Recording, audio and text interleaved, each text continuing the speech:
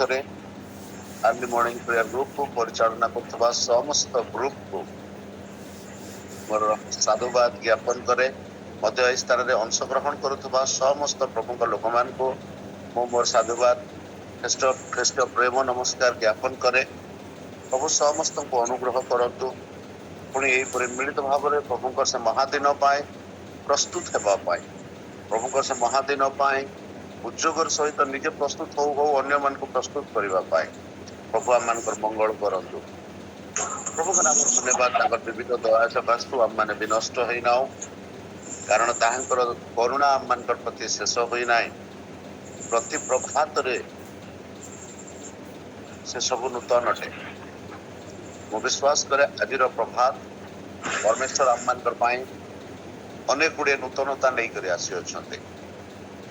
तेणु करी जेतेबेले आमे अल्प समय प्रभु चरण तले बसिबा प्रभु वाक्य को शुणा प्रभु रब को शुणा मु विश्वास करे जितेबाला आम आज वाक्य को शुणी सारी आम निरूपण कर परिशेष जे से आमर भाग एवं बांट स्वरूप प्रभु अटंती एवं से आम भाग निरूपण कर आसु अल्प समय प्रार्थना पूर्वक आम प्रभु चरण तले बसु बसु आज अल्प समय चिंता निमंते आयुब पुस्तक गोटे अंश को आम अध्ययन करवा। आयुब पुस्तक 14 अध्याय तार 7 पद रु 9 पद पर्यंत मु अध्ययन करुअछि। आयुब पुस्तक 14 अध्याय 7 पद रु 9 पद पर्यंत एटी प्रकार लिखा अछि। कारण वृक्ष विषय आशा थाए ताहा कटा गले पुनर्बार पल्लवित हेब तहिर कोमल शाखार अभाव हेब नाही। यद्यपि तहिर मूल मृत्तिकारे पुरुणा हो जाए और तहिर गंडी भूमि रे मरी जाए तथापि जलर गंध पाइले ताहा पल्लवित हेब और रोपित वृक्ष तुल्य शाखा विशिष्ट हेब। प्रभु आम मान को अंश अध्ययन उपरे आशीर्वाद करंतु मध्य आम समस्त को बुझा निमंते पवित्र आत्मा शक्ति प्रदान करी यार निगूढ़ तत्वर भाव आम मान निकट में प्रकाश करंतु। आमेन। प्रिय प्रभु को लोक माने आयुब पुस्तक को आम माने आणु आणु आयुब संबंधी समस्त विषय आम न जानी भी एटलिस्ट गोटे विषय आम समस्ते जानू जे आयुब सदाप्रभु द्वारा आशीर्वाद पाइले। आयुब सदाप्रभु अनुमति क्रमे शैतान द्वारा परीक्षित हेले। पुणी आयुब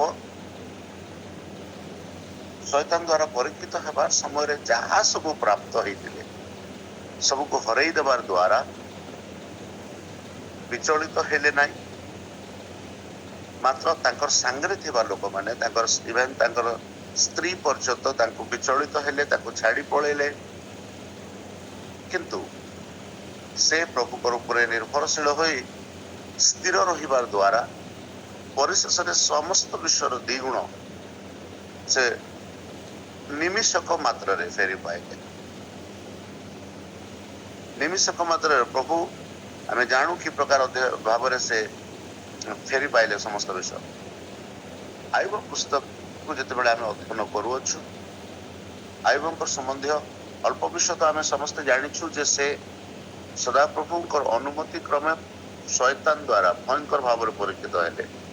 धन संपत्ति पुत्र कन्या सब गोटे दिन विनाश हो गला। धीरे धीरे धीरे धीरे एतिकी शैतान संतुष्ट है। सेकेंड टाइम प्रभु को जाकर आउ थे कहूँ नहीं नहीं तुम्हें तार प्राण को प्रेम करवा ना से तुमको प्रेम करुच्ची तुम्हें सुरक्षा दे। प्रभु कहले जा तार ऊपर भी तोर अधिकार मात्र तार प्राण को तू छुईबु ना। एपरी क्षेत्र में आम देखुचु शैतान आयुब शरीर उपर भयंकर भयंकर रोग समस्या कष्ट क्लेश आणले। मात्र तहिरे मध्य आयुब नीरव रहिले एवं प्रभुकर ठारू से ପ୍ରଭୁଙ୍କର ବିରୁଦ୍ଧରେ କୌଣସି ପ୍ରକାର ପାପ କଲେ ନାହିଁ ଏବଂ ପରିଶେଷରେ ସମସ୍ତ ବିଷୟ ଉପରେ ଆୟୁବ ବିଜୟୀ ହେଲେ। ଆମେ ଯେଉଁ ଅଂଶଟି ଅଧ୍ୟୟନ କରିଅଛୁ ଏଇଠି ଗୋଟିଏ ବୃକ୍ଷ ବିଷୟରେ ଲେଖା ହେଇଛି କାରଣ ବୃକ୍ଷ ବିଷୟରେ ଆଶା ଥାଏ, ତାହା କଟାଗଲେ ପୁନର୍ବାର ପଲ୍ଲବିତ ହେବ, ତହିଁର କୋମଳ ଶାଖାର ଅଭାବ ହେବ ନାହିଁ। ବୃକ୍ଷକୁ କୋମଳ ଶାଖାର ଅଭାବ ନ ହଉ, ବୃକ୍ଷରେ ନୂତନ ଶାଖା ପଲ୍ଲବିତ ହଉ, ଏଥିପାଇଁ ଅନେକ ସମୟରେ ବୃକ୍ଷ କଟାଯାଏ। ଆମେ ଯଦି ଯୌନ ଲିଖିତ ସୁସମାଚାର ପଢିବା 15 ଅଧ୍ୟାୟରେ ସେଠି ଯୀଶୁ କହୁଛନ୍ତି ଯେଉଁ ବୃକ୍ଷ ଅଧିକ ଫଳ ଫଳେ ତାହାକୁ ପରିଷ୍କାର କରନ୍ତି ବା ତାହାକୁ କାଟନ୍ତି, ସଫା କରନ୍ତି। କଣ ହେବା ପାଇଁ? ଯେ ପ୍ରକାର ଆହୁରି ଅଧିକ ଫଳ ଫଳି ପାରିବ। ତ এই ସ୍ଥାନରେ ଯାହା ସବୁ ଆମେ ଦେଖୁଅଛୁ ଯେ ଆୟୁବଙ୍କର ଜୀବନ ସମ୍ବନ୍ଧରେ ଯେଉଁ ଦୁଃଖ, ଯେଉଁ କଷ୍ଟ, ଯେଉଁ କ୍ଲେଶ ଅଛି, ତାର ଗୋଟେ ଚିତ୍ରକୁ ପ୍ରଭୁ ମାନେ ଆୟୁବ ଏ ସ୍ଥାନରେ ପରିପ୍ରକାଶ କରୁଛନ୍ତି ଯେ ତାଙ୍କର ଜୀବନ କି ପ୍ରକାର ପ୍ରଭୁଙ୍କର ଆଶୀର୍ବାଦ ପାଇବ। ମୋର ପ୍ରିୟ ପ୍ରଭୁଙ୍କ ଲୋକମାନେ, ମୁଁ ଆଜି ଆପଣମାନଙ୍କୁ କହିବା ନିମନ୍ତେ ଚାହେଁ, ଆମମାନଙ୍କର ଜୀବନର ପରିସ୍ଥିତି ଯାହା ବି ହଉ, ଆମେ ଯେକୌଣସି କଷ୍ଟ ମଧ୍ୟ ଦେଇ ଯାଉଥାଉ, ଆମମାନଙ୍କର ସମସ୍ୟା ଯାହା ବି ହେଇଥାଉ, ଆମମାନେ କେତେ ବଡ ସମସ୍ୟା ମଧ୍ୟରେ ଯାଉଛୁ ତାହା ଗୁରୁତର ବିଷୟ ନୁହେଁ। ଯଦି ଆମେ ପ୍ରଭୁଙ୍କ ଠାରେ ଅଛୁ, ପ୍ରଭୁଙ୍କର ଉପରେ ଭରସା କରୁଛୁ, ପ୍ରଭୁଙ୍କର ଉପରେ ନିର୍ଭରଶୀଳ ହଉଛୁ, ତାହେଲେ ନିମିଷକ ମଧ୍ୟରେ ପ୍ରଭୁ ଗୋଟିଏ ଆଜ୍ଞା ମାତ୍ରକେ ଆମମାନଙ୍କର ପରିସ୍ଥିତି ପରିବର୍ତ୍ତନ ହେଇଯିବ। ସେଟା ଆମମାନଙ୍କର ପାରିବାରିକ ସମସ୍ୟା ହେଇଥାଉ, ସେଟା ଆମର ଆର୍ଥିକ ସମସ୍ୟା ହେଇଥାଉ, ସେଟା ମୋର ଚାକିରୀ କ୍ଷେତ୍ରରେ ମୋର କଲିଗ୍ସ ମାନଙ୍କ ସହିତ ସମସ୍ୟା ହେଇଥାଉ, ସେଟା ମୋର ଜୀବନ ଯାତ୍ରାରେ ସମସ୍ୟା ହେଇଥାଉ, ଯେକୌଣସି ସମସ୍ୟା ହେଇଥାଉ, ପ୍ରଭୁ ସମସ୍ତ ସମସ୍ୟା ମୋର ସମ୍ବନ୍ଧର ସମସ୍ୟା ହେଇଥାଉ, ମୋର ପରିବାରର ସମ୍ବନ୍ଧର ସମସ୍ୟା ହେଇଥାଉ, କି ଯେକୌଣସି ସମସ୍ୟା ହେଇଥାଉ, ପ୍ରଭୁ ଆଜ୍ଞା କରିବା ମାତ୍ରେ ସମସ୍ତ ସମସ୍ୟାରୁ ଆମମାନେ ରକ୍ଷା ପ୍ରାପ୍ତ ହେଇପାରିବା, ଉଦ୍ଧାର ପ୍ରାପ୍ତ ହେଇପାରିବା। ମାତ୍ର ଏଇ ସମସ୍ତ ବିଷୟକୁ ଏକ ଭାବାର୍ଥ ବିଷୟ ଦେଇ ଏଇ ସ୍ଥାନରେ ଆୟୁବ ତାଙ୍କର ସାଙ୍ଗମାନଙ୍କୁ ପ୍ରତ୍ୟୁତ୍ତର କରୁଛନ୍ତି। 12 ଅଧ୍ୟାୟରୁ ସେ ଉତ୍ତର କରିବା ଆରମ୍ଭ କରିଛନ୍ତି। ଆଉ 14 ଅଧ୍ୟାୟକୁ ଆଇଲା ବେଳକୁ ସେ କହୁଛନ୍ତି କାରଣ ବୃକ୍ଷ ବିଷୟରେ ଗୋଟେ ଆଶା ଅଛି। ତାଙ୍କର ଜୀବନକୁ ସେ ଗୋଟେ ବୃକ୍ଷ ସହିତ ତୁଳନା କରିଛନ୍ତି। ବୃକ୍ଷକୁ ଯେତେବେଳେ କଟାଯାଏ, ସେଥିରେ ଦେଖନ୍ତୁ 2-3ଟା ବିଷୟ ଲେଖା ହେଇଛି। ପ୍ରଥମ କଥା ହେଲା ଯେ ବୃକ୍ଷକୁ କଟାଯାଏ, ଆଉ ଯେତେବେଳେ ବୃକ୍ଷକୁ କଟାଯାଏ ତାହାର ମୂଳ ମୃତ୍ତିକାରେ ପୁରୁଣା ହୋଇଯାଏ। ତାର ମୂଳ, ତାର ତଳେ ଯୋଉ ଗଣ୍ଠିଟା ରହିଯାଏ ସେଟା ମୃତ୍ତିକାରେ ଥାଏ, ଆଉ ସେଟା ପୁରୁଣା ହୋଇଯାଏ ବୋଲି ଲେଖା ହେଇଛି। ତାପରେ ଲେଖା ହେଇଛି ତହିଁର ଗଣ୍ଡି ଭୂମିରେ ମରିଯାଏ। ଅବସ୍ଥା ଦେଖନ୍ତୁ, ପ୍ରଥମ ତ କଟାଗଲା, 2ରେ ପୁରୁଣା ହେଇଗଲା, 3ରେ ତାହା ମରିଗଲା। ଆମମାନଙ୍କର ଜୀବନରେ ଯଦି ବି ଏଇ ପ୍ରକାର ଅବସ୍ଥା ଅଛି, ଆମେ କଟା ଯାଇଅଛୁ, ଆମେ ଶୁଖି ଯାଇଅଛୁ, ଆମେ ଅନ୍ୟମାନଙ୍କ ଦ୍ୱାରା ସମସ୍ତଙ୍କ ଦ୍ୱାରା ଛାଡି ଦିଆଯାଇଅଛୁ, ଆମମାନଙ୍କୁ କିଏ ସ୍ମରଣ କରୁନାହାନ୍ତି, ଆମେ ପୁରୁଣା ହେଇଯାଇଛୁ। ଆଜିକାଲି ଲୋକମାନଙ୍କର ମନୁଷ୍ୟର ସ୍ୱଭାବ ପୁରୁଣା ସମ୍ପର୍କକୁ ଆଗକୁ ନେବାର ପରିବର୍ତ୍ତେ ନୂଆ ନୂଆ ସମ୍ପର୍କକୁ ବେଶୀ ପସନ୍ଦ କରନ୍ତି। ନୂଆ ସମ୍ପର୍କ, ନୂଆ ଲୋକ, ନୂଆ ଭାବ, ନୂଆ କଥା, ନୂଆ ବିଷୟ, ସମସ୍ତେ ନୂଆ ବିଷୟକୁ ପସନ୍ଦ କରନ୍ତି। ଏହିପରି ସମୟରେ ପ୍ରିୟ ପ୍ରଭୁଙ୍କ ଲୋକମାନେ, ଆଜି ପ୍ରଭୁ ଆମମାନଙ୍କୁ ଅନୁଗ୍ରହ କରିବା ପାଇଁ, ଏହିପରି ସମୟରେ ପ୍ରଭୁ ଆଜି ଆମମାନଙ୍କୁ ଏଥିରୁ ସୁରକ୍ଷା ଦେବା ପାଇଁ, ଆମମାନଙ୍କର ସମସ୍ତ ସମସ୍ୟାରୁ ନିମିଷକ ମାତ୍ରକେ ପ୍ରଭୁ ଆମମାନଙ୍କୁ ଉଦ୍ଧାର କରିବା ପାଇଁ ଆୟୁବଙ୍କର ଜୀବନରୁ କିଛି ବିଷୟ ଶିକ୍ଷା ଗ୍ରହଣ କରିବା ପାଇଁ ଇଚ୍ଛା କରନ୍ତି। ତେଣୁକରି ଆମମାନେ ନିହାତି ଆୟୁବଙ୍କର ଜୀବନ ସମ୍ବନ୍ଧରେ ଅଳ୍ପ ସମୟ ଗୋଟେ କେତେ ବିଷୟ ମୁଁ ଆପଣମାନଙ୍କ ସମ୍ମୁଖରେ ରଖିବି, ଆମେ ଧ୍ୟାନ ପୂର୍ବକ ତାହାକୁ ଶୁଣିବା। ଆୟୁବ ତାଙ୍କର, ମୁଁ ଯେପରି ପୂର୍ବରୁ କହିଲି, ତାଙ୍କର ଜୀବନ ସମ୍ବନ୍ଧରେ ହିଁ ଏ ସ୍ଥାନରେ ଲେଖୁଛନ୍ତି ଯେ ଯଦ୍ୟପି ବୃକ୍ଷ ବିଷୟରେ ଗୋଟେ ଆଶା ଅଛି, ଯେ ଯଦ୍ୟପି ତାହା କଟା ଯାଇଅଛି ତାହା ପୁନର୍ବାର ପୁଲ୍ଲବିତ ହେବ। ଠିକ ଅଛି, ବର୍ତ୍ତମାନ ମୋର ପରିସ୍ଥିତି, ଆୟୁବଙ୍କର ପରିସ୍ଥିତି ବିଷୟରେ ଆମେ ଜାଣୁଛୁ। ଆମେ ବର୍ତ୍ତମାନ 14 ଅଧ୍ୟାୟ ପଢିଛୁ। ଆୟୁବ ପୁସ୍ତକରେ 42 ଗୋଟି ଅଧ୍ୟାୟ ଅଛି। ଆୟୁବଙ୍କର ସମସ୍ୟା 1 ନମ୍ବର ଅଧ୍ୟାୟରୁ ଆରମ୍ଭ ହେଇଛି। 41 ଅଧ୍ୟାୟ ପର୍ଯ୍ୟନ୍ତ ପୁରା କେବଳ ଆୟୁବଙ୍କ ସମସ୍ୟା ବିଷୟରେ ହିଁ ଲେଖା ହେଇଛି। ସେଥି ଭିତରେ ତାଙ୍କର ସାଙ୍ଗମାନଙ୍କର କଥା, ଆୟୁବଙ୍କର କଥା, ତାଙ୍କ ସାଙ୍ଗମାନେ ଆଇକରି କି ପ୍ରକାର କହିଛନ୍ତି, ତାଙ୍କର ଆୟୁବ କି ପ୍ରକାର ସେମାନଙ୍କୁ ପ୍ରତ୍ୟୁତ୍ତର କରୁଛନ୍ତି, ସବୁ ବିଷୟ ଲେଖା ହେଇଛି। ମୋର କହିବାର କଥା, ଆୟୁବ 1 ଅଧ୍ୟାୟରେ ଯଦି ଆୟୁବଙ୍କର ସମସ୍ୟା ଆରମ୍ଭ ହେଲା, 14 ଅଧ୍ୟାୟ ବେଳକୁ ଆୟୁବ ଘୋରତର ସମସ୍ୟା ଭିତରେ ଅଛନ୍ତି, ଭୟଙ୍କର ସମସ୍ୟା ଭିତରେ ଅଛନ୍ତି, ସମସ୍ୟାର ମଝିରେ ସେ ଅଛନ୍ତି। ନା ଆଗକୁ ଫେରି ଆସିପାରିବେ ନା ପଛକୁ ଫେରି ପାରିବେ, ଏପରି ଗୋଟେ ଭୟଙ୍କର ପରିସ୍ଥିତିରେ ଆୟୁବ ଥିଲା ବେଳକୁ ସେ ସଦାପ୍ରଭୁଙ୍କର ଉପରେ ନିର୍ଭର କରୁଛନ୍ତି। ଆଉ ସେ ନିଜକୁ ସାନ୍ତ୍ୱନା ଦେଉଛନ୍ତି, ତାଙ୍କର ସାଙ୍ଗମାନଙ୍କୁ କହୁଛନ୍ତି, ବାବୁ ଯଦ୍ୟପି ବୃକ୍ଷ କଟା ଯାଇଅଛି, ଯଦ୍ୟପି ମୃତ୍ତିକାରେ ପୁରୁଣା ହେଇଯାଇଅଛି, ଯଦ୍ୟପି ତାର ଗଣ୍ଡି ମରି ଯାଇଅଛି, ମୁଁ ଜାଣେ, ତଥାପି ଜଳର ଗନ୍ଧ ପାଇଲେ, କଣ ଲେଖା ହେଇଛି, ତଥାପି ଜଳର ଗନ୍ଧ ପାଇଲେ ତାହା ପଲ୍ଲବିତ ହେବ, ରୋପିତ ବୃକ୍ଷ ତୁଲ୍ୟ ଶାଖା ବିଶିଷ୍ଟ ହେବ। ଯେଉଁ ବୃକ୍ଷ କଟା ଯାଇଅଛି, ଯେଉଁ ବୃକ୍ଷ ଶୁଖି ଯାଇଅଛି, ସେଇ ବୃକ୍ଷ ବିଷୟରେ ତାଙ୍କର ଗୋଟେ ଭରସା ଅଛି। କଣ? ଯେ ସେଇ କଟା ଯାଇଥିବା ବୃକ୍ଷ, ସେଇ ଶୁଖି ଯାଇଥିବା ବୃକ୍ଷ, ସେ ପୁରୁଣା ହେଇଯାଇଥିବା ବୃକ୍ଷ କିପରି ପଲ୍ଲବିତ ହେବ? ପଲ୍ଲବିତ ହେବା ପାଇଁ ତାର ଗୋଟେ କଣ୍ଡିସନ ଅଛି। ସେଇଠି ଜଳର ଗନ୍ଧ ପାଇଲେ, ଜଳ ବିନା ସେ ପୁରୁଣା ଗଛ, ଶୁଖି ଯାଇଥିବାର ଗଛ ପଲ୍ଲବିତ ହେବାର ଅସାଧ୍ୟ ଅଟେ। ଏବେ ଆମେ ଜାଣୁଛୁ ଭୟଙ୍କର ଗରମ ମଧ୍ୟରେ ଆମେ ଯାଉଛୁ। ସମ୍ପୂର୍ଣ୍ଣ ଦେଶରେ ଏ ବର୍ଷର ହିଟ୍ ୱେଭ ଟା ବହୁତ ଭୟଙ୍କର ଅଛି। ଅଲମୋଷ୍ଟ 52 ଡିଗ୍ରୀ ଆମର ଦେଶ ଅତିକ୍ରମ କରିଛି ଏ ବର୍ଷ। ରାଜସ୍ଥାନର କେତୋଟି ସହର ଆମେ ଜାଣୁ 52 ଡିଗ୍ରୀ ଅତିକ୍ରମ କରିଗଲାଣି। ଏଇ ଖରା ଦିନରେ ଆମର ପ୍ରକୃତିକୁ ଯଦି ଆମେ ଦେଖୁ, ସବୁଆଡେ ଖାଁ ଖାଁ ଦେଖାଯାଏ, ସବୁ ଶୁଖି ଯାଇଥାଏ। ପ୍ରଚଣ୍ଡ ଖରାରେ ମାନେ ଆମର ପ୍ରକୃତି, ଆମର ଜଙ୍ଗଲକୁ ଆମେ ଯୁଆଡେ ଗଲେ ସବୁ ଖାଁ ଖାଁ ଲାଗେ, ସବୁ ଶୁଖି ଯାଇଥାଏ। ମାତ୍ର ଯେତେବେଳେ ବୃଷ୍ଟି ବର୍ଷା ହୁଏ, ବାଇବଲରେ 2ଟା ବୃଷ୍ଟି ବିଷୟରେ ଲେଖା ହେଇଛି, ଗୋଟେ ଆଦ୍ୟ ବୃଷ୍ଟି ଆଉ ଗୋଟେ ଶେଷ ବୃଷ୍ଟି। ସେ ବୃଷ୍ଟି ସମ୍ବନ୍ଧରେ ମୁଁ ଆଜି କିଛି କହିବିନି, କେବଳ ସେ ବୃଷ୍ଟିର କେତୋଟି ଆଦ୍ୟ ବୃଷ୍ଟି ଏବଂ ଶେଷ ବୃଷ୍ଟି ବିଷୟରେ କିଛି କହିବି ନାହିଁ, କିନ୍ତୁ ବୃଷ୍ଟି ବିଷୟରେ କିଛି କହିବି। ବାଇବଲରେ ଆଦ୍ୟ ବୃଷ୍ଟି ବିଷୟରେ ବି ବହୁତ ଗୁଡାଏ କଥା ଲେଖା ହେଇଛି, ଶେଷ ବୃଷ୍ଟି ବିଷୟରେ ବି ବହୁତ ଗୁଡାଏ କଥା ଲେଖା ହେଇଛି। ଆଦ୍ୟ ବୃଷ୍ଟିର ଉପକାରିତା ବିଷୟରେ ଯେତେବେଳେ ଆପଣମାନେ ପଢିବେ, ଆଦ୍ୟ ବୃଷ୍ଟି କେତେବେଳେ ଆବଶ୍ୟକ ଥାଏ ଏବଂ ଶେଷ ବୃଷ୍ଟି କେତେବେଳେ ଆବଶ୍ୟକ ଥାଏ, ଏଇଟା ଆମକୁ ଜାଣିବାର ଅଛି। ପ୍ରଭୁଙ୍କ ଲୋକମାନେ, ଯେ ମୁଁ ବର୍ତ୍ତମାନ କୋଉ ବୃଷ୍ଟିର ସମୟରେ ଅଛି, ମୁଁ ଆଦ୍ୟ ବୃଷ୍ଟି ସମୟରେ ଅଛି ନା ଶେଷ ବୃଷ୍ଟି ସମୟରେ ଅଛି। ବାଇବଲରେ ଆଦ୍ୟ ବୃଷ୍ଟି ଯେତେବେଳେ ଆଦ୍ୟ ବୃଷ୍ଟି, ମୋର କହିବାର ଅର୍ଥ ଏଇଟା ଯେ ଯେତେବେଳେ ଭୟଙ୍କର ଖରାର ପ୍ରକୋପରେ ସବୁ ପ୍ରକୃତି ଶୁଖି ଯାଇଥାଏ, ସବୁ ଗଛ ଯାକେ ପୁରୁଣା ହେଇଯାଇଥାଏ ବୋଲି କହିଲେ କିଛି ଅତ୍ୟୁକ୍ତି ହବ ନା, ତାର ଗଣ୍ଡିରୁ ମରିଯାଇଥାଏ। ମାତ୍ର ତହି ଉପରେ ଜଳର ଗନ୍ଧ ପାଇଲେ ତାହା ପୁଣି ଥରେ ପଲ୍ଲବିତ ହୋଇ ଉଠେ। ଫାଷ୍ଟ ରେନ୍ ହେବାର few days ପରେ ଆପଣ ଦେଖିବେ ଆପଣଙ୍କୁ ସବୁଆଡେ ଗ୍ରୀନେରୀ ଦେଖାଯିବ। ସେ ମରି ଯାଇଥିଲା, କିନ୍ତୁ ଯେମିତି ତାର ଉପରେ ଜଳର ଗନ୍ଧ ପଡିଲା,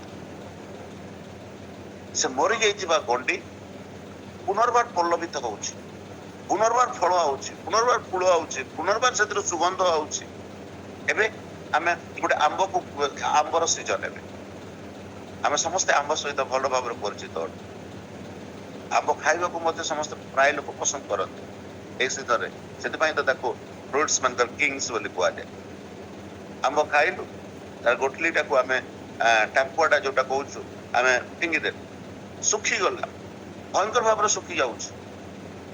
ମାତ୍ର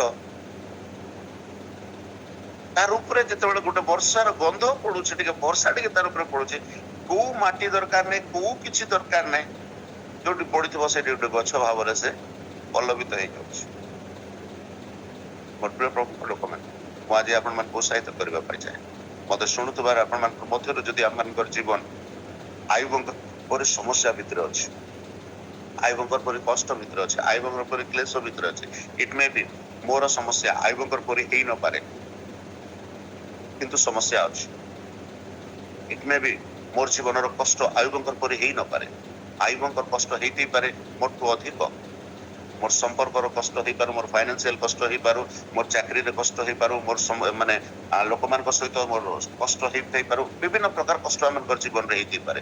ମୁଁ ଆପଣମାନଙ୍କୁ ଆଜି ଗୋଟେ ଭରସା ଦେବା ନିମନ୍ତେ ଚାହେଁ, ଯଦି ଆମମାନଙ୍କର ଉପରେ ବୃଷ୍ଟି ହେବାର ଦିନକୁ ଅପେକ୍ଷା କରିବା, ଆମମାନେ ପ୍ରଭୁଙ୍କ ନିକଟରେ ପ୍ରାର୍ଥନା କରିବା କି ସେ ତାଙ୍କର ଦୟାରୂପ ବୃଷ୍ଟି ଆମମାନଙ୍କର ଉପରେ ବୃଷ୍ଟି କରାନ୍ତୁ, ଯଦ୍ୱାରା କି ଆମମାନଙ୍କର ଜୀବନ ପଲ୍ଲବିତ ହେବ। ପ୍ରିୟ ପ୍ରଭୁଙ୍କ ଲୋକମାନେ, କିନ୍ତୁ ସମସ୍ୟା କଣ ଜାଣିଛନ୍ତି? ଯେତେବେଳେ ବୃଷ୍ଟି ହୁଏ ସେତେବେଳେ ଆମମାନେ ଆପଣା ଜୀବନରେ ସେ ବୃଷ୍ଟିକୁ ଗ୍ରହଣ କରିପାରୁନା। ମୁଁ ଆଦ୍ୟ ବୃଷ୍ଟି ବିଷୟରେ ଗୋଟେ କଥା କହିଲି ଯେ ଖରା ସବୁ ବିଷୟକୁ ଶୁଖେଇ ଦେଇଥାଏ, ତାର ଉପରେ ଟିକେ ଆଦ୍ୟ ବୃଷ୍ଟି ହେଲେ ସେ ତାର ହରେଇଥିବା ସବୁ ଗୌରବକୁ ପୁଣି ଥରେ ସାଙ୍ଗେ ସାଙ୍ଗେ ସେ ଗେନ୍ କରେ। ତାକୁ କିଏ କରି ଯତ୍ନ କରନ୍ତି ନାହିଁ, ସେ ନିଜେ ଗେନ୍ କରେ। ତାର ପାଖରେ ସେ ଷ୍ଟ୍ରେନ୍ଥ ଅଛି,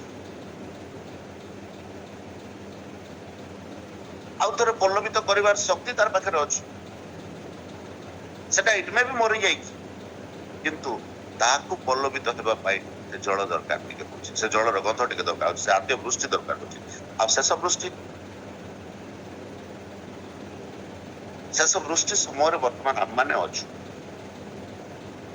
କିନ୍ତୁ ଏ ବୃଷ୍ଟି ହଉଥିବା ସମୟରେ ଯଦି ଆମର ଜୀବନକୁ ଓଲଟା ରଖିଦବା, ସପୋଜ ମୁଁ ଗୋଟେ ଏକ୍ସାମ୍ପଲ ଦେବି ଆପଣଙ୍କୁ। ବୃଷ୍ଟି ହଉଥିଲେ ଆମେ ଅମ୍ବ୍ରେଲା ୟୁଜ କରୁ।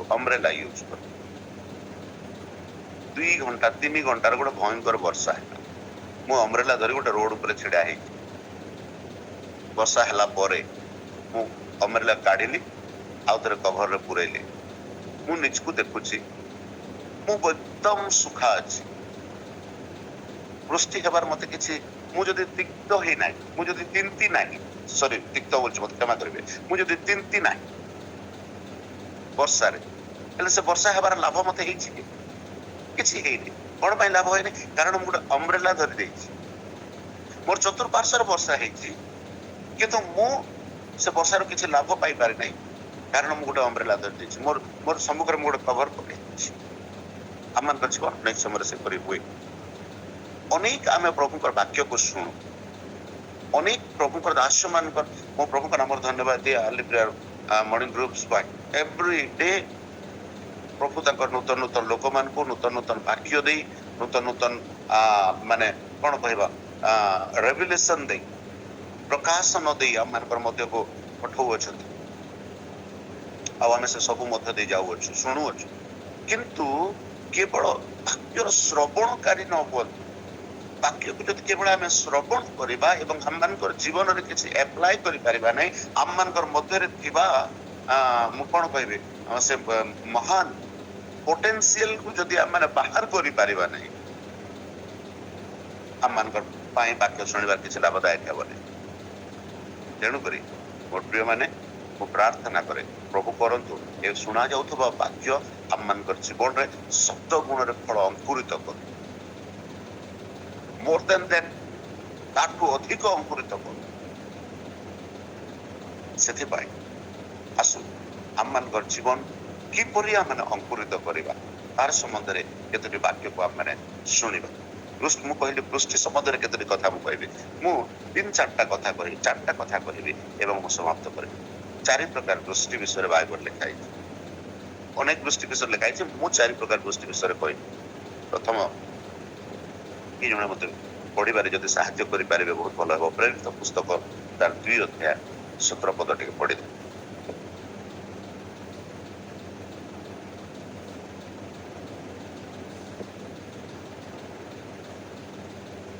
ଓକେ, ଅନ୍ୟଥା ମୁଁ ପଢୁ। ଏଠି ଲେଖା ଅଛି, ଈଶ୍ୱର କହନ୍ତି ଶେଷ କାଳରେ ଏପରି ଘଟିବ ଯେ ଆମେ ସମସ୍ତ ମର୍ତ୍ତ୍ୟ ଉପରେ ଆପଣ ଆତ୍ମା ବୃଷ୍ଟି କରିବା। ପ୍ରଥମ ବୃଷ୍ଟି ଶେଷ କାଳରେ ଈଶ୍ୱର କହନ୍ତି ବୋଲି ଲେଖା ହେଇଛି।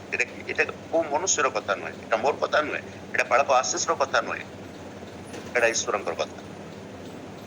ଆଉ ଈଶ୍ୱରଙ୍କର କଥା ବିଷୟରେ ଆପଣ ମାନେ ଜାଣିଛନ୍ତି ସେ ଯାହା କହି ଦିଅନ୍ତି ନଥିଲା ବସ୍ତୁ ତାଙ୍କ ସମ୍ମୁଖରେ ପ୍ରେଜେଣ୍ଟ ହେଇଯାଏ। ପ୍ରଭୁ କହିଦେଲେ ଲେଟ୍ ଇଟ୍ ଲାଇଟ୍, ଦୀପ୍ତି ହେଉ, ଦୀପ୍ତି ହେଇଗଲା। ଆଉ ସେଇ ପ୍ରଭୁ ଏଇ ସ୍ଥାନରେ କହୁଛନ୍ତି, କଣ କହୁଛନ୍ତି ଯେ ଏଇପରି ଘଟିବ ଯେ ଆମେ ସମସ୍ତ ମର୍ତ୍ତ୍ୟ ଉପରେ ଆପଣ ଆତ୍ମା ବୃଷ୍ଟି କରିବେ। ପ୍ରଭୁ ଆପଣ ଆତ୍ମା ବୃଷ୍ଟି କଲା ବେଳକୁ ମୁଁ କିଛି ସମୟ ପୂର୍ବରୁ କହୁଥିଲି ମୁଁ ଗୋଟେ ଅମ୍ବ୍ରେଲା ଧରିକରି ବର୍ଷାରେ ଛିଡା ହେଇଛି। ମୁଁ ସେମିତି ଛିଡା ହେଇନାହିଁ ତ, ବୃଷ୍ଟି ଭୟଙ୍କର ହଉଛି, ମାତ୍ର ମୁଁ ଅମ୍ବ୍ରେଲା ଧରିଥିବାରୁ ମୁଁ ତିନ୍ତୁ ନାହିଁ। ପ୍ରିୟ ପ୍ରଭୁଙ୍କ ଲୋକମାନେ, ପବିତ୍ର ଆତ୍ମାଙ୍କର ଦୃଷ୍ଟି ବିଷୟରେ ଏଇ ସ୍ଥାନରେ ଲେଖା ହେଇଛି। ଆମେ ଏଇଟା ବର୍ତ୍ତମାନ ଆମେ ଯୋଉ ପ୍ରେରିତ 2 ଅଧ୍ୟାୟ ପଢିଛୁ ତାର କଣ୍ଟେକ୍ସଟ ଆପଣ ମାନେ ଜାଣିଛନ୍ତି। ପେଣ୍ଟିକଷ୍ଟ ଦିନର ଘଟଣା ଏଇଟା ଲେଖା ହେଇଛି। ପେଣ୍ଟିକଷ୍ଟ ଦିନର ଘଟଣା ମୁଁ ଏଥିପାଇଁ ଆପଣମାନଙ୍କ ସମ୍ମୁଖରେ ରଖୁଛି ଯେ ଆପଣ କେବଳ ସିମ୍ପଲି ଗୋଟେ ଜିନିଷକୁ ଚିନ୍ତା କରନ୍ତୁ, ଅବଲୋକନ କରନ୍ତୁ ଯେ ପେଣ୍ଟିକଷ୍ଟ ଦିନର ପୂର୍ବରେ ଖ୍ରୀଷ୍ଟିଆନ ମାନଙ୍କର ବା ପ୍ରଭୁ ଯୀଶୁ ଖ୍ରୀଷ୍ଟଙ୍କର ଶିଷ୍ୟ ମାନଙ୍କର ଜୀବନ ଏବଂ ପେଣ୍ଟିକଷ୍ଟ ପରବର୍ତ୍ତୀ ସମୟରେ ଶିଷ୍ୟ ମାନଙ୍କର ଜୀବନ।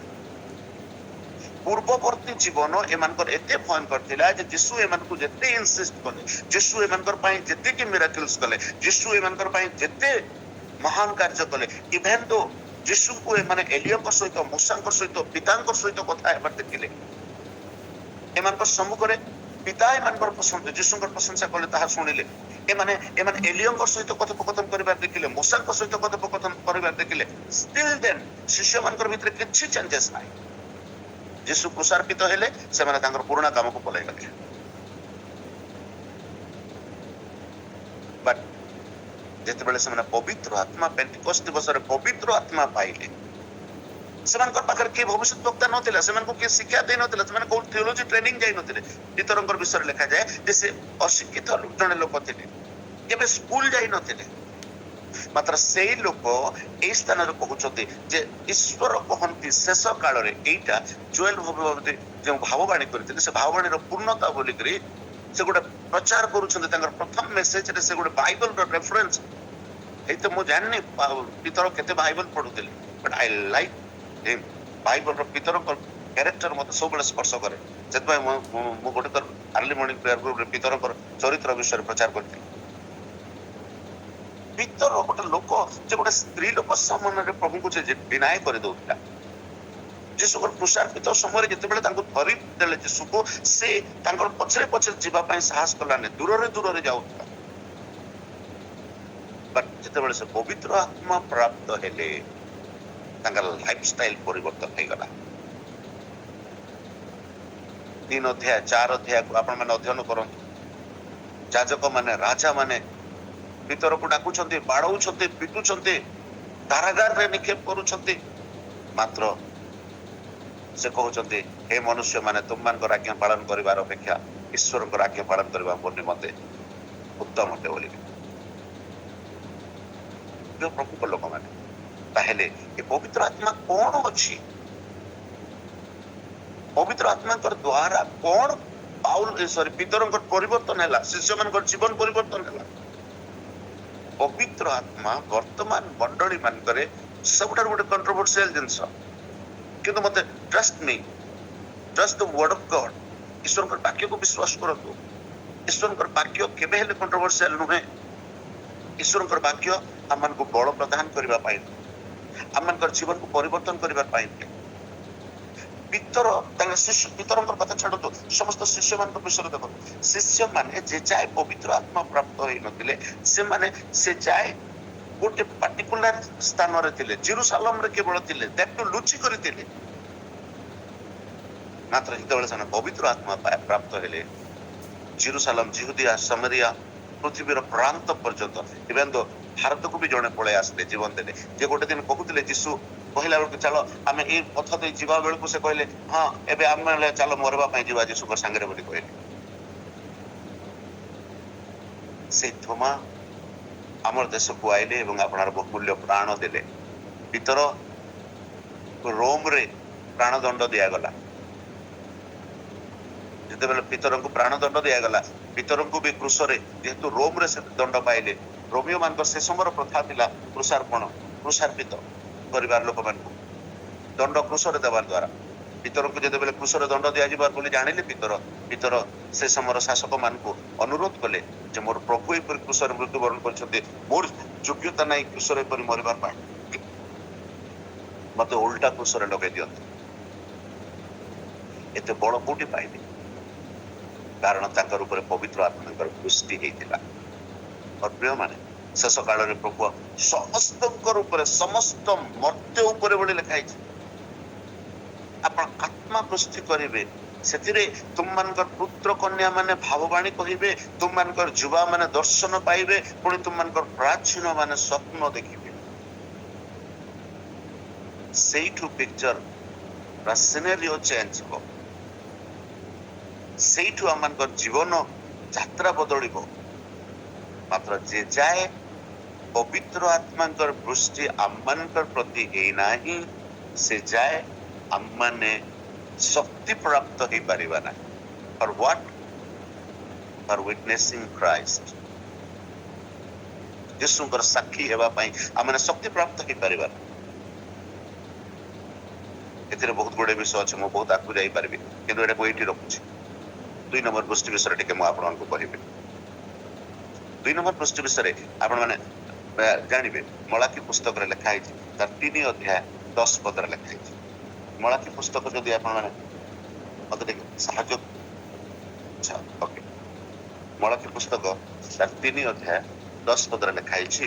ସେଠି ପରମେଶ୍ୱର କୁହନ୍ତି, ଆମର ଗୃହରେ ଯେପରି ଖାଦ୍ୟର ଅଭାବ, ଯେ ଆମର ଗୃହରେ ଯେପରି ଖାଦ୍ୟ ରହିବ, ଏଥିପାଇଁ ତୁମମାନେ ଆମର ଭଣ୍ଡାରକୁ ସମ୍ପୂର୍ଣ୍ଣ ଦଶମାଂଶ ଆଣ, ଆଉ ଆମ୍ଭେ ଆକାଶସ୍ଥ ଦ୍ୱାର ସବୁ ମୁକ୍ତ କରି ରଖିବା ପାଇଁ ସ୍ଥାନ ନିୟଣ୍ଟ ହେବା ପର୍ଯ୍ୟନ୍ତ ତୁମମାନଙ୍କର ଉପରେ ଆଶୀର୍ବାଦ ରୂପ ବୃଷ୍ଟି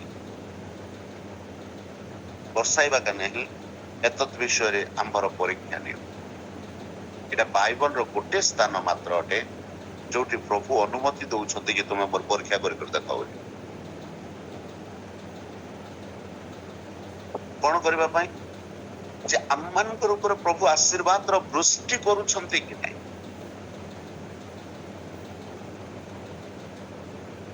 ଆଶୀର୍ବାଦର ବୃଷ୍ଟି ପାଇବା ପାଇଁ ହେଲେ ଆକାଶସ୍ଥ ଦ୍ୱାର ସକଳକୁ ଉନ୍ମୁକ୍ତ କରିବା ବୋଲି ଲେଖା ହେଇଛି।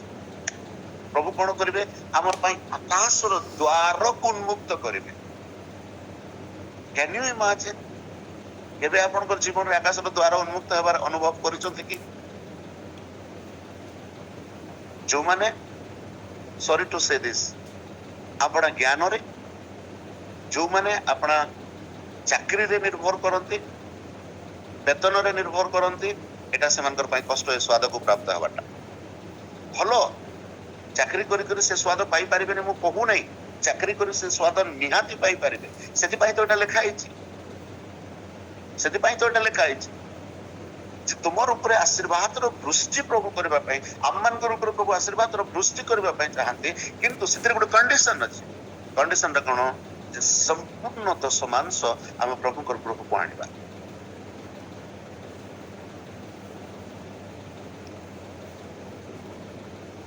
ମଣ୍ଡଳୀ, ପ୍ରଭୁଙ୍କ ଲୋକମାନେ, ଏ ବିଷୟରେ ମୁଁ ଅଧିକ ଯାଉନାହିଁ, ଏଟାକୁ ଏଇଠି ହିଁ ରଖୁଛି।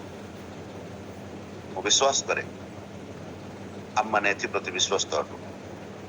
ଆମେ ଯଦି ପ୍ରଭୁଙ୍କର ପ୍ରତି ବିଶ୍ୱସ୍ତ ହେବା, ପ୍ରଭୁ ଆମମାନଙ୍କର ପ୍ରତି ବିଶ୍ୱସ୍ତ ହେବେ। ଦଶମାଂଶ ଦେବାରେ ହେଜିଟେଟ୍ କରନ୍ତୁ ନାହିଁ, ଏଟା ପ୍ରଭୁଙ୍କର ଅଟେ। ନୂତନ ନିୟମରେ ଦଶମାଂଶ ନୁହେଁ, ତତୋଧିକ ଦେବାର ବିଷୟରେ କୁହାଯାଏ। ଆମମାନେ ପ୍ରଭୁଙ୍କୁ ଦେଉନାହିଁ। ବାଇବଲରେ ରୋମିଓ 11 ଅଧ୍ୟାୟ ତାର ଶେଷ ପଦରେ ଲେଖାଯାଏ ଯେ କିଏ ତାହାଙ୍କୁ ଦାନ ଦେଇପାରେ? ସେ ଆମମାନଙ୍କୁ ପ୍ରଥମେ ଦେଇଅଛନ୍ତି, ସେଥିପାଇଁ ଆମେ ପ୍ରେମର ପରିଚୟ ପାଇଅଛୁ। ପ୍ରଥମ ଯୋହନ ପୁସ୍ତକରେ ଲେଖା ଅଛି। ପ୍ରଭୁ ଯୀଶୁ ଖ୍ରୀଷ୍ଟ, ଯୋହନ 3:16 ଲେଖା ହେଇଛି, ଈଶ୍ୱର ଜଗତକୁ ଆପଣ ଏକମାତ୍ର ପୁତ୍ରକୁ ଦାନ କରିଦେଲେ, ଯେପରି ଜଗତ ଉଦ୍ଧାର ପାଏ। ସେ ଆଂଶିକ ଭାବରେ ଯଦି ଦାନ କରିଥାନ୍ତେ, ଆଂଶିକ ଭାବରେ ଯଦି ଯୀଶୁଙ୍କର ଆଗମନ ହେବାର ହେଇଥାନ୍ତା, ଯଦି ଈଶ୍ୱର ସମ୍ପୂର୍ଣ୍ଣ ପୁତ୍ରଙ୍କୁ ଦାନ କଲେ, ଯଦି ଈଶ୍ୱର ସମ୍ପୂର୍ଣ୍ଣ ଭାବରେ ଆମମାନଙ୍କୁ ଦାନ କଲେ, ଅନେକ ସମୟରେ ଲୋକମାନେ ଏଥିରେ ହେଜିଟେଟ୍ କରନ୍ତି। छोट छोट पैसा पाउथबार जाए छोट दरमा पाउथबार जाए ठीक थाए बड़ दरमा पाई गले दस मांस देवार कष्ट हो जाए लागे सते जंती मु मोर दउछि अरे भाई प्रभु आमको आरोग्यता देइछन्ति प्रभु आमको सुस्थता देइछन्ति प्रभु आमको मंगल करिछन्ति प्रभु आमको रक्षा करिछन्ति तेणु करी ए दस मांस देवार सुजोग आम पाउछु पछरे गत वर्ष गोटे घटना हैला आपण माने जानिछन्ति टाइटानिक जोठी बुड़ी थिला से जहाज को देखिबा पाए विश्वर सबुठारु धनी धनी लोक माने बहुत खर्च कले गोटे फुल सेफ्टी सिक्योरिटी बोट नै करी गोटे वर्षर ऑक्सीजन धरी करी से भीतर को गले से सब जिनस को निरीक्षण करबा दुर्भाग्य के येले फेरी पाते पूरा सेफ्टी थिला पूरा सिक्योरिटी थिला फुल माने प्रूफ बोट थिला still then they all have अबे जानि छु कोन हला से मन करते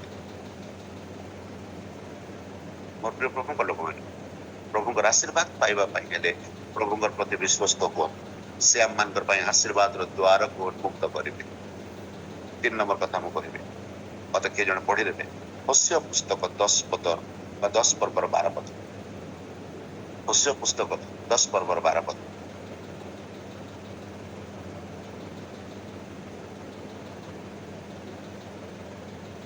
एटी एपर लिखा अछि तुम्भे माने हां यस तुम्भे माने आपण मानकर निमंते धार्मिकतार विहन गुण जानु जे शस्य काट आपण मानकर पड़िया भूमि भांग कारण जे पर्यंत सदा प्रभु आसी तुम मानकर ऊपर धार्मिकता न बरसांती से पर्यंत ताहांकर अन्वेषण करिवार समय अछि प्रेज लॉर्ड इस स्थान रे लिखा अछि धार्मिकता न बरसांती एटले खाइ तुम माने आपणा मानक निमंते धार्मिकतार विहन गुण आमे जानि छु आज्ञा विहन बुणले एका कार्य जे जहा बुणिबे ता काटिबो गलातिया 6 अध्याय लिखा होछि भ्रांत को नै ईश्वर विद्रूपर पात्र नुहंती मनुष्य जहा बुणे से ताहा काटिबो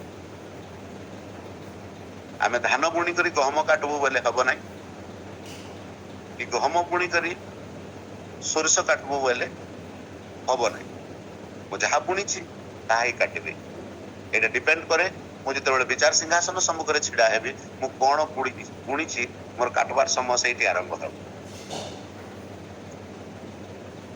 मु विचार सिंहासन सम्मुख रे जेतेबेले देखबी अरे अरे मु एटा बुणीछि एटा अपेक्षा करूतिली बोले सेटा हबो नै और प्रभु को लोक माने मु बेसी एलाबोरेट करूने मु बेसी ए भीतर को जाउनी केवल गोटे कथा मु कहबा को चाहे ए स्थान लिखाई छै आम मान को तुंभ मान कर ऊपर धार्मिकता न बरसांती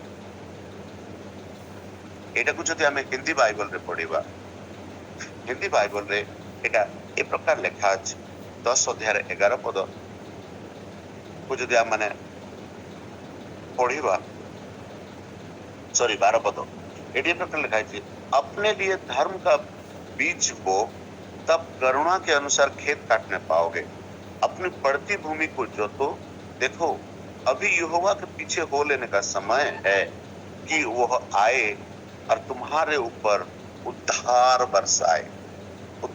बरसाए पहले परित्राण वृष्टि करो वो आए और तुम्हारे ऊपर उद्धार अर्थ होची परित्राण हम मानकर ऊपर परित्राण रो वृष्टि हम अपन कहबे पालक बाबू हमें तो परित्राण पाइछु यस हमें परित्राण पाइछु किंतु मु केवल परित्राण पाए एहा ईश्वरଙ୍କର इच्छा नुहे ईश्वर आयुब कहउछंती मु एपरि गोटे वृक्ष सदृश हेछि जे कटा जाई अछि मु सुखी जाई अछि मु मरि जाई अछि मु अन्य मानकर भितरे पसरा जाई अछि स्टिल देन मोर ऊपर से मु जेतेबेले से वर्षार गंध पाइबे मु पल्लवित हेबी मु सुशोभित हेबी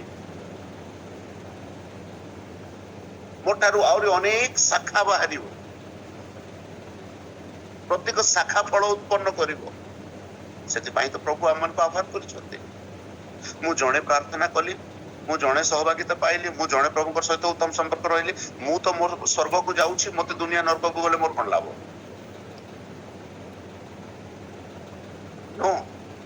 एपरी मानसिकतारू आम मानकु बाहरबाकू पड़िबो। आमर देश दर्शन शास्त्र रे लिखा जाए, आमर देशर बड़ बड़ कवि माने लिखते मो जीवन पछे नरके पड़ी थाउ जगत उद्धार पाओ, मात्र आमर सेमति नुहे। मु उद्धार पाइबी, जगत को उद्धार करबी। मु निजे नरक जीवी, जगतर समस्त स्वर्ग को गले मोर के लाभ हबो कि मु निजे स्वर्ग को जीवी आ संपूर्ण जगत जदि नरक को पड़े जीवो ताहले मते कोन मु कोन ज्ञान करबी ए जगत रे प्रभु को आशीर्वाद नै करी मु लाभ कोन पाइबी प्रभु कटारू। हाँ ठीक अच्छे, मु भल उत्तम चाकरी पाइली, उत्तम लाइफस्टाइल पाइली, माने जहाँ इच्छा कली ताहा पाइली, एथिरे संतुष्ट हबार कारण कोन? किछि नुहे। जदि आमे प्रभुकर प्रति परित्राण रे सहभागी हेई पारिना, प्रभु ए जगत परित्राण पाऊ बोली तांकर पुत्र को प्रेरण कले।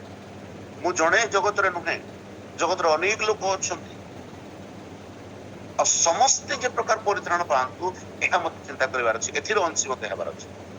आ प्रभु जे पर्यंत आसिकरी हम समस्त ऊपरे से धार्मिक से परित्राण रो दृष्टि करि नाहंती, से पर्यंत ताहांकु अन्वेषण करिवार समय अछि। Every day we need to seeking God. प्रतिदिन हमनको परमेश्वर को अन्वेषण करिवार अछि, तांकर मुख अन्वेषण करिवार अछि, तांकर रग सुनिवार अछि, तांकर से दृष्टि द्वारा निजको सिद्ध करिवार अछि।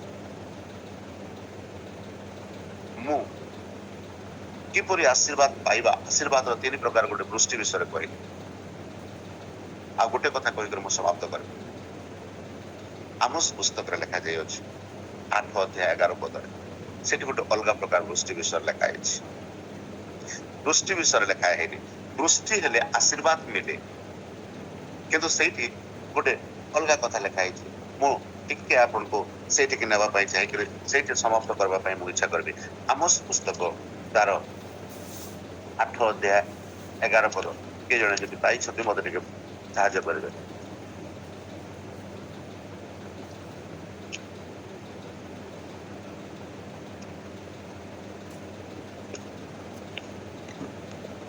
सदा प्रभु कहती जो दिन देश को दुर्भिक्ष प्रेरण करे एपरि दिन आसुअछि ताहा जल भाषार दुर्भिक्ष नुहे, मात्र सदा प्रभुकर वाक्य सुनार दुर्भिक्ष।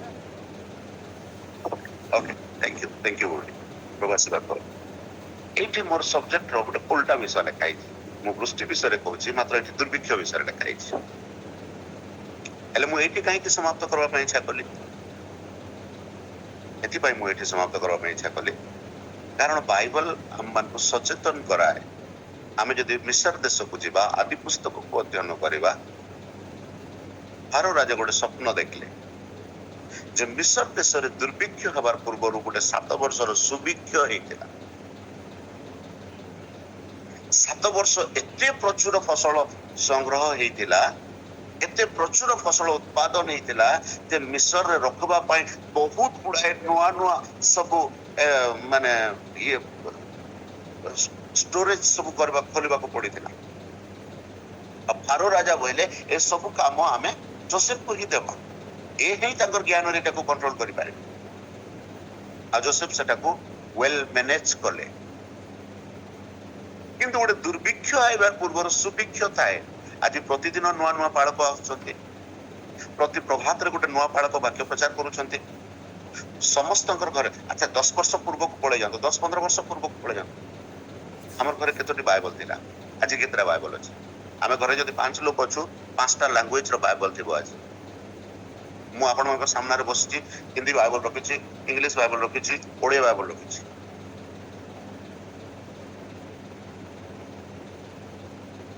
बाइबल मोर विश्वास आम एमती केही नथिबो जे आम गोटे लोक थिबो हमर घर गोटे बाइबल थिबो, आम गोटे लोक थिले हमर घर 2-3टा बाइबल थिबो। हमर पिला आज काली हमर ट्रेडिशन हे गलानी, हमर पिला मन को आम इंग्लिश मीडियम रे पाठ पढाइलो, तांको ओडिया बाइबल देबु नै, तांको इंग्लिश बाइबल किनि कर देबु। पिला आ गोटे आम मन कर पई जो माने बाइबल अध्ययन करू छथि गोटे भाषा रे आम बुझी पारुनो, काकू एनआईवी दरकार, काकू केजेवी दरकार, काकू ईएसवी दरकार। आजकल विभिन्न प्रकार बाइबल को विभिन्न शैली रे भाषांतर करे गलानी। एबे वर्तमान आमे से प्रकार सुभिक्षर समय रे अछु, किंतु प्रभु ए स्थान रे आमोस भविष्यद्वक्तांक द्वारा गोटे कथा कहिसंती। कोन कहिसंती जे एटा ଆରମ୍ଭ ହେଇଛି। ପ୍ରଭୁ ସଦା ପ୍ରଭୁ କହନ୍ତି, ଏଟା ମନୁଷ୍ୟର କଥା ନୁହେଁ, ପ୍ରଭୁଙ୍କର କଥା। କଣ ଯେ ଯେଉଁ ଦିନ ଆମେ ଦେଶକୁ ଦୁର୍ଭିକ୍ଷ ପ୍ରେରଣ କରିବା, ଏପରି ଗୋଟେ ଦିନ ଆସୁଅଛି। ମତେ କିଏ କହିପାରିବେ? କାରଣ ମତେ କିଏ ସ୍ମରଣ କରିପାରିବେ ଯେ ପ୍ରଭୁ ଏ ପ୍ରକାର ଦିନ ପୃଥିବୀକୁ ପ୍ରେରଣ କରି ସାରିଲେଣି ବୋଲି? ମୋର ଜ୍ଞାତ ସାରାରେ ଆସିନି। ଯଦି ବାଇବଲରେ ଲିପିବଦ୍ଧ ଥିବା ସବୁ ଭବିଷ୍ୟତବାଣୀ ପୂର୍ଣ୍ଣ ହେଇଛି, ଏଇଟା ବି ଗୋଟେ ଭବିଷ୍ୟତବାଣୀ ଯାହା ଯଥାଶୀଘ୍ର ପୂର୍ଣ୍ଣ ହେବାକୁ ଯାଉଅଛି। ହେଲେ ଏବେ ଏଇ ସୁଭିକ୍ଷର ସମୟ, ଏବେ ତ ମୋବାଇଲ ଖୋଲୁ ଖୋଲୁ ଆପଣ ଘରେ ବସିକରି ବିଶ୍ୱର କୋଉ ପ୍ରଚାରକକୁ ଶୁଣିବାର ଅଛି, ୟୁଟ୍ୟୁବ ଲଗେଇ ଦିଅନ୍ତୁ, ସରିଗଲା। ଆଜିକାଲି ବିଶ୍ୱାସୀ ମାନଙ୍କୁ ୟୁଟ୍ୟୁବ ଏତେ ଦୁର୍ବଳ କରିଦେଲାଣି କୁହନ୍ତୁ ନାହିଁ। ଘରେ ଘରେ ୟୁଟ୍ୟୁବ। ସକାଳୁ ଉଠିଲେ ମତେ କାହାକୁ ଶୁଣିବାର ଅଛି? ନାଇଁ, ଆମର ପାଳକ ପ୍ରଚାର ମତେ ପସନ୍ଦ ଲାଗୁନି, ମତେ ଅଲଗା ପାଳକକୁ ଦରକାର। ଆମର ସାହିରେ ପ୍ରତିଦିନ 5ଟା ପାଳକ ମାନେ ଆସୁଛନ୍ତି ଆମ ଘରକୁ ପ୍ରାର୍ଥନା କରିବା ପାଇଁ। ଆମେ ତାକୁ ସମୟ ହେଇପାରୁ। ଅନେକ ସମୟ ମନୋଭାବ ଏପରି ହୁଏ। ଆମେ ଏତେ ସୁଭିକ୍ଷର ସମୟ ଭିତରେ ଅଛୁ, ଯୋଉ ଡିଭାଇସ ଆମେ ଧରୁଛୁ, ଯୋଉ ଆଡେ ଆମେ ଯାଉଛୁ, ଆମ ମାନଙ୍କୁ କେବଳ ବାଇବଲ ବାକ୍ୟ, ବାଇବଲ ବାକ୍ୟ, ବାଇବଲ ବାକ୍ୟ। ପ୍ରେୟାର ଗ୍ରୁପରେ ଥିବା ଭଉଣୀ ମାନେ ସେମିତି ବି ହଉଥିବେ। ଆମେ ଦେଖନ୍ତୁ, ମାନେ ପ୍ରାୟ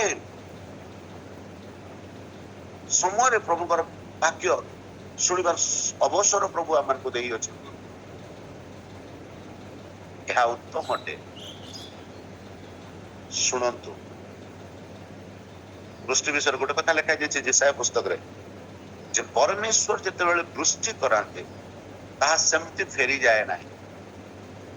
ବୃଷ୍ଟି ବା ଜଳର ଗୋଟେ ସାଇକେଲ ଅଛି। ଜଳର ସାଇକେଲ କଣ? ପରମେଶ୍ୱର ବର୍ଷା କରିବେ, ସେ ବର୍ଷା ବାଷ୍ପ ହେବ, ବାଷ୍ପ ଆଉ ଥରେ ଉପରକୁ ଉଠିବ, ତାହା ଘନୀଭୂତ ହେବ, ଘନୀଭୂତ ହେଲା ପରେ ଆଉ ଥରେ ତାହା ବୃଷ୍ଟି ହେଇକରି ପୃଥିବୀ ଉପରେ ପଡିବ। ଏ ସାଇକେଲଟା ଅଛି। କିନ୍ତୁ ଈଶ୍ୱରଙ୍କର ବାକ୍ୟରେ ଲେଖାଯାଏ ଯେ ତାଙ୍କର ଦ୍ଵାରା କରାଯାଇଥିବା ବୃଷ୍ଟି ଯେ ଯାଏ ଫଳ ଉତ୍ପନ୍ନ କରିବ ନାହିଁ, ସେ ଯାଏ ତାଙ୍କ ନିକଟକୁ ଫେରିଯିବ ନାହିଁ। ଭୂମିକୁ ସାନ୍ତରା କରିବ, ଫଳ ଉତ୍ପନ୍ନ, ବୃକ୍ଷକୁ ଉଠେଇବ, ଫଳ ଉତ୍ପନ୍ନ କରିବ। ପ୍ରଭୁଙ୍କର ବାକ୍ୟରେ ସେ ଶକ୍ତି ଅଛି ମୋର ପ୍ରିୟ। କିନ୍ତୁ ଏ ପୃଥିବୀକୁ ସେ ଦୁର୍ଭିକ୍ଷର ଦିନ ଆଇବା ପୂର୍ବରୁ ଆମମାନେ ସଚେତନ ହେବା କି? ଆମମାନେ ପ୍ରସ୍ତୁତ ହେବା କି? ମତେ କ୍ଷମା କରିବେ, ବୋଧେ ମୋ ସମୟ ବେଶୀ ହେଇଗଲା। ତେଣୁକରି ମୁଁ ଆପଣମାନଙ୍କୁ ତିନିଟା ବୃଷ୍ଟି ବିଷୟରେ କହିଲି ଏବଂ ଆୟୁବଙ୍କର କଥା ବିଷୟରେ କହିଲି। ଆୟୁବଙ୍କୁ ଟିକେ ସ୍ମରଣ କରନ୍ତୁ। ଆୟୁବ କହୁଛନ୍ତି ଯେ ମୁଁ ଯଦ୍ୟପି